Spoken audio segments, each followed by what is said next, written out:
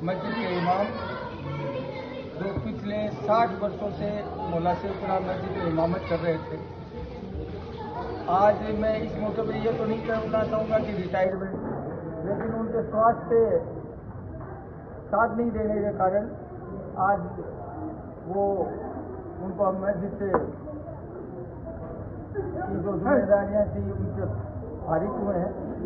इस मौके पर मैं पूरे शेखपुरा मोहल्ले के हजरात और तमाम सिक्कर के हजरातों का शुक्रिया अदा करना चाहूँगा कि आज इमाम साहब की को रोकड़ के रूप में 9,62,000 रुपये नकद, उसमें 2 लाख रुपए इंतजामिया कमेटी के और बाकी से पैसा पूरे मोहल्ले की ओर से ताउन करके इमाम साहब को हदिये के रूप में दिया गया है।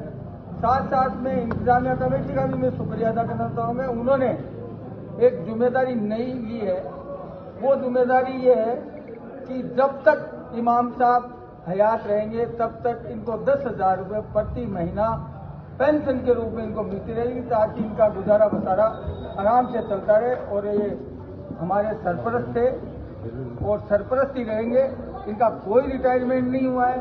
इमाम साहब की इमामत में हमने, हमारे बच्चों ने, हमने, हमारे वालिदैन ने, जो हमारे वालिदैन महरूम जो दुनिया से चले गए, उनके बताए आदर्श कार्यों से ही हम चलते आ रहे हैं। और मैं इस मौके पर नौजवान पीढ़ी को यही कहना चाहूँगा कि जो ये इमामत करने वाले जो हमारे इमाम हैं, उनका मर्तबा बहुत बड़ा मर्तबा है और उनका आदर करें और इमामों की आदर करें। इसी के साथ में पूरे मोहल्ले का शुक्रिया अदा करना चाहूँगा। साथ साथ में इंतजामिया कमेटी का भी शुक्रिया अदा करना चाहूँगा कि आपने ये जो नेक काम किया, इसका